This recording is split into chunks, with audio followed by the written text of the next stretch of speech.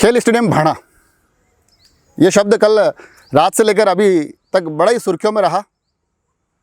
एक खेल स्टेडियम की घोषणा हुई है भाड़ा में, और उस घोषणा के बाद से ही लेकर राजसमंद के राजनीतिक गलियारों में दोनों ही दलों की तरफ से बधाई, शुभकामना और श्रेय, ये तीनों चीज़ें मिलीजुली दिखी। काफ़ी लोग भाजपा की तरफ से भाजपा के नेताओं की जय जयकार कर रहे हैं, काफ़ी लोग कांग्रेस की तरफ से कांग्रेस के नेताओं की जय जयकार कर रहे हैं।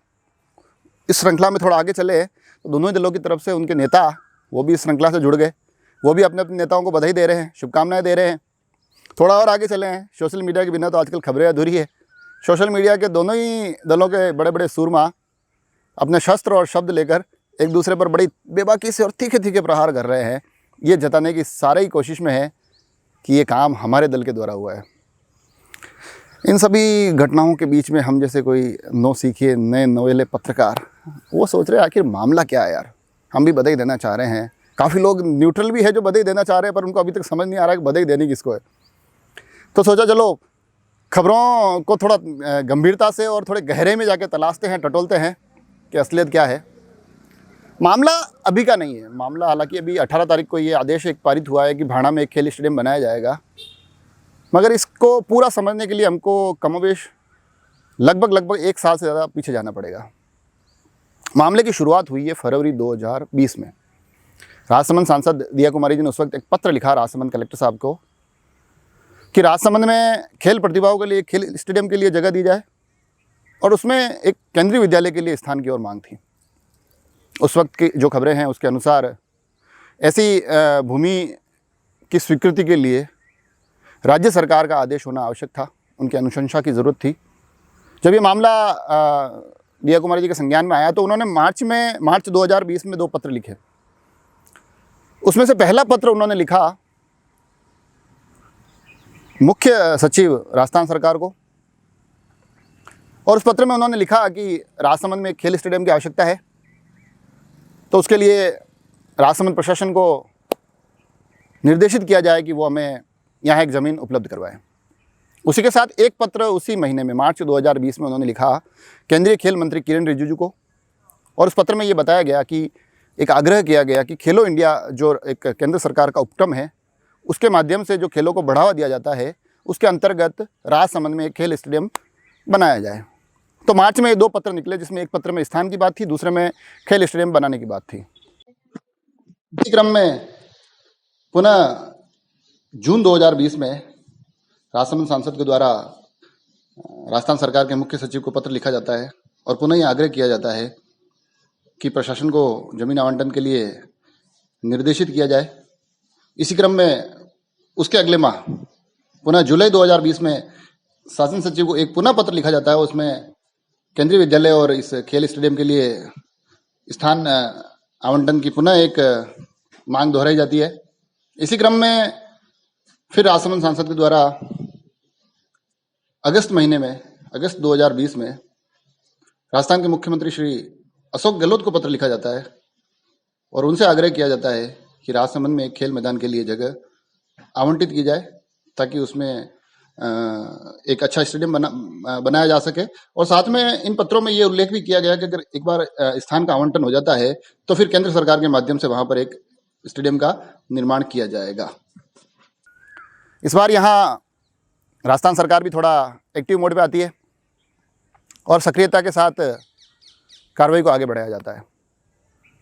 लगभग सितंबर महीना 2020 का सितंबर आते आते एसडीएम साहब के द्वारा भाड़ा में एक स्थान लगभग 8.5 हेक्टेयर की जगह ये एक चिन्हित कर ली जाती है, और उसको जुड़ी हुई लगभग जो पंचायत की एनओसी और ये सारी चीज़ें, सारी प्रक्रिया पूर्ण कर ली जाती है, और उसके बाद इसकी जानकारी राज्य सरकार को दे दी जाती है। और 22/12/2020 राज्य सरकार की तरफ से स्वीकृति आती है कि अब आप इस ज़मीन को खेल स्टेडियम के लिए आवंटित कर सकते हैं। तो तकरीबन फरवरी 2020 से दिसंबर 2020 तक का पूरा आपको मैंने एक गतिविधि बताई, पूरा एक दौरा बताया कि जिसमें किस प्रकार से इस ज़मीन की मांग से लेकर आवंटन हुआ। और ये जितने भी पत्र लिखे गए थे उनमें अधिकांश में केंद्रीय विद्यालय का भी जिक्र था, और साथ ही राजसमंद की जो एक बालिका जिसका चयन हुआ है भावना जाट टोक्यो ओलंपिक के लिए, उसका जिक्र था। सुमन सुखवाल का जिक्र था और इनके माध्यम से ये प्रयास किया गया कि एक ज़मीन मिले। तो जो प्रथम दृष्टिया लग रहा है तो ये शुरुआती प्रयास से लेकर 2020 के दिसंबर तक के दिया कुमारी जी काफ़ी सक्रिय रही। बीच में राज्य सरकार ने भी अपनी सक्रियता दिखाते हुए इसमें स्थान के आवंटन की अनुमति दी। हालांकि जो 2021 का बजट राज्य सरकार का था उसमें भी भाड़ा में एक खेल स्टेडियम की घोषणा है। तो अभी जो ये वर्तमान में दोनों ही दलों की तरफ से बधाइयाँ चल रही हैं, उन बधाइयों के बेस यही है कि दिया कुमारी जी के ये प्रयास थे और कांग्रेस की तरफ से ये है कि हमने इसको बजट में लिया था। तो इन तमाम राजनीतिक कवायदों के बीच में मैं ये ज़रूर कहना चाहूँगा कि इसके लिए राज्य सरकार को भी आभार प्रकट होना चाहिए। ज़मीन आवंटन की उन्होंने, प्रशासन बहुत बड़ा एक धन्यवाद का पात्र है, वो पूरा लगकर ये ज़मीन आवंटन किया। मगर ये भी सबको स्वीकार करना पड़ेगा कि इसमें सबसे बड़ा धन्यवाद किसी को है तो राजसमंद सांसद दिया कुमारी जी को है, जिन्होंने इस संपूर्ण कवायद को शुरू किया। और जैसा कि जो आदेश 18 तारीख को निकला है, 18/5 को अभी कलेक्टर साहब के द्वारा जो ज़मीन का, उसमें भी अगर हम ध्यान दें तो उस आदेश के पीछे जो संदर्भ दिया गया है वो उसी राज्य सरकार के पत्र का है जो 22/12/2020 को राज्य सरकार द्वारा दिया गया था दिया कुमारी जी के तमाम प्रयासों के जवाब में। मगर एक चीज़ ध्यान रखने की आवश्यकता है कि राजसमंद जिला इसी प्रकार की राजनीतिक खींचतान के कारण पूर्व में एक मेडिकल कॉलेज खो चुका है। तो राजसमंद एक्सप्रेस के माध्यम से हम अपनी ये भावनाएं ज़रूर एक्सप्रेस करना चाहेंगे कि इस बार कम से कम ऐसी कोई खींचतान ना दिखे। और ये तो अच्छा है, ज़मीन आवंटन हुआ, ज़मीन आवंटन में राज्य सरकार की अहम भूमिका रहती है, वो रही है। राजसमंद सांसद दिया कुमारी जी शुरू से लेकर लास्ट तक बहुत सक्रिय रही इस मुद्दे पर। तो ये अच्छी बात है कि दोनों ही दलों ने मिलजुल कर एक प्रयास किया। और अब जब दोनों ही दलों ने, क्योंकि दिया कुमारी जी के माध्यम से जो खेलो इंडिया की एक योजना है और केंद्रीय सरकार के द्वारा एक वित्त की आश्वासन दिया गया है दिया कुमारी जी के माध्यम से, और राज्य सरकार ने भी इसको अपने बजट में ले रखा है एक स्टेडियम को, तो अब पुनः प्रयास ये भी होने चाहिए कि जल्द से जल्द यहाँ एक स्टेडियम बने ताकि यहाँ के खिलाड़ियों को समुचित सुविधाएं मिल सके। ये सारा घटनाक्रम हमने आपको बता दिया। पुनः वही आग्रह कि बधाइयों के इस दौर में ये ना भूले कि स्टेडियम बनवाना है। इनसे आगे चलते हैं, चलिए आज की खबरों में। खबर पुलिस, कल भी पुलिस थी मेरी खबरों में, आज भी पुलिस से शुरुआत करते हैं। आज पुलिस ज़्यादा अच्छी सक्रिय दिखी, जो 11 बजे से पहले तक का भी समय था उसमें भी सक्रिय दिखी। लोगों को रुकवाया, पूछा, बेवजह घूमने वालों के चालान बनाए। अच्छा है अभी ये, क्योंकि कोरोना के आंकड़े इन्हीं तरह से नियंत्रित होंगे। और पुलिस का मनोबल, हमने कल भी एक कोशिश की थी हमारे एपिसोड में, एक साकेत संस्थान है उसके द्वारा भी एक पुलिस परिक्रमा करके एक पुस्तक प्रकाशित की गई और जिसके माध्यम से पुलिस की जीवन शैली, उनकी ड्यूटी को बताते हुए पुलिस का आभार जताया गया।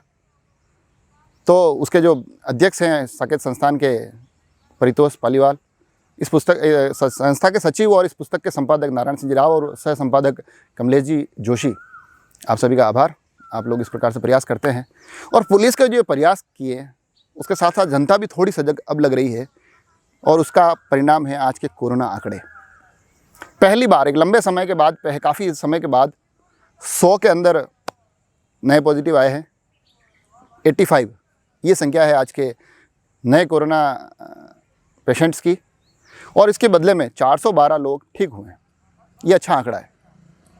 जो एक ज़िले में एक्टिव पेशेंट्स काफ़ी समय से 3000, 3100, 3500 की संख्या चल रही थी, वो पिछले 3-4 दिन के बाद, आंकड़ों के बाद 2300 पर आ गई है। कुछ स्थितियाँ सुखद है, मगर इन स्थितियों में सबसे ज़्यादा सावधानी रखने की आवश्यकता है। अब चलते हैं आगे केलवा की तरफ। केलवा के एक अच्छी खबर है, केलवा का एक ग्रुप है, एक व्हाट्सएप का ग्रुप बनाया था। उस ग्रुप में लोगों ने कोविड के पेशेंट्स की और इन स्थितियों में जो कुछ ज़रूरतमंद परिवार है वहाँ तक पहुँचने के लिए उन ग्रुप के माध्यम से पैसे इकट्ठे किए। ग्रुप के सदस्यों ने अपनी क्षमता अनुसार पैसे दिए।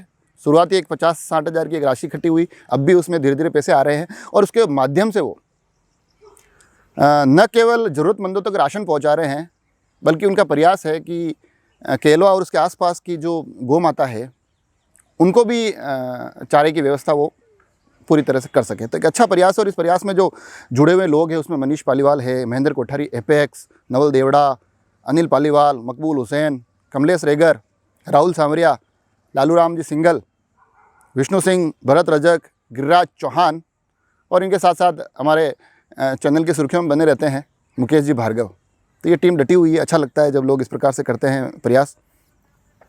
इससे थोड़ा और आगे चलते हैं खबरों से, क्योंकि जो शुरुआती जो आंकड़े आ रहे थे तो एक बीच में एक बड़ी चिंता आ रही थी शादियों से जुड़ी हुई, कि जो शादियाँ जिस प्रकार से हो रही थी तो वो कोरोना के आंकड़ों को डरा रही थी कि उसके कारण ज़्यादा बढ़ रहे थे। शादियाँ थोड़ी नियंत्रण में है। जो अब उसके बाद जो एक कोरोना एक अपने विकराल रूप के बाद जो लोग इससे जंग हार रहे हैं, उसके बाद जो घर में कार्यक्रम हो रहे हैं, जो बैठक हो रही है, शोक सभाएं हो रही है, वो एक धीरे धीरे बड़ा कारण बन रही थी। उसके बीच में एक अच्छी खबर, अच्छी पहल कहूँगा मैं, भावना जी पालीवाल जो हमारे यहाँ राजसमंद में एडवोकेट है, अभी कुछ समय पहले उनके पिताजी का देहांत हो गया, मगर उन्होंने अपनी जिम्मेदारी, सामाजिक जिम्मेदारी को नहीं छोड़ा और वर्चुअल उठावना किया, उन्होंने ऑनलाइन उठावना किया। तो ये एक अच्छी पहल है। इसके माध्यम से हम लोगों को ये संदेश दे सकते हैं कि हमने अपनों को खोया है, मगर अब किसी अपने को संकट में नहीं डालना है। इनसे आगे चलते हैं, सवाल की तरफ आते हैं, सवाल जवाबों का दौर।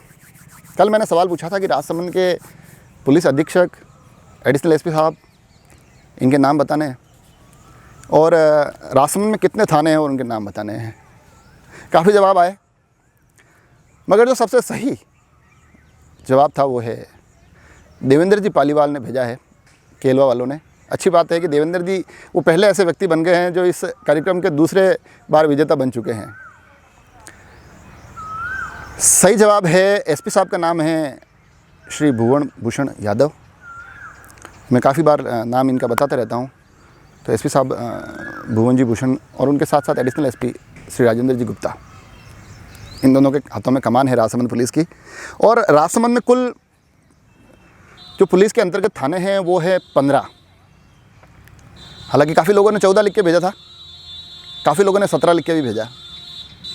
जिन्होंने 14 लिखा उन्होंने महिला पुलिस थाना छोड़ दिया था, और जिन्होंने 17 लिखा उन्होंने महिला पुलिस थाने के साथ साथ आबकारी थाना और विद्युत विभाग का थाना वो भी जोड़ लिया था। मगर जो पुलिस के अंतर्गत आ रहे हैं वो कुल 15 थाने हैं, जिसमें महिला थाना भी है। तो सही जवाब है 15। देवेंद्र जी को बहुत बहुत बधाई। आज के सवाल की तरफ आते हैं। थोड़ा अजीब सवाल पूछ रहा हूँ, ऐसा सवाल पूछ रहा हूँ जिसके लिए आपको 4 लोगों से बात करनी पड़े, आसपास किसी से सलाह लेनी पड़े, अपने परिवारजनों से विमर्श करना पड़े, और जवाब देने में कोई जल्दबाजी मत करिएगा। आराम से पूरे आंकड़े जुटा के मुझे भेजिएगा। सवाल थोड़ा अटपटा हो सकता है, मगर कोरोना काल में टाइम पास के लिए बढ़िया है। और सवाल ये है कि राजसमंद के ऐसे कितने गाँव हैं जिनके नाम के पीछे खेड़ा आता है। एग्जाम्पल दे देता हूँ, जैसे भीम के पास एक गाँव है जस्सा खेड़ा, तो ये खेड़ा शब्द आ रहा ना, ये कितने गांवों के नाम के पीछे आता है। और यथासंभव एक साथ सारे नाम लिखकर मुझे भेजिएगा। एक एक जैसे जैसे याद आए वैसे मत भेजिएगा, नहीं तो आप रेस से पिछड़ जाएंगे। और जो सबसे अधिकतम गांवों के नाम भेजेगा उसे विजेता घोषित किया जाएगा। और राजसमंद एक्सप्रेस देखते रहिए, जुड़े रहें हमसे, और हाँ, सब्सक्राइब ज़रूर करें। धन्यवाद।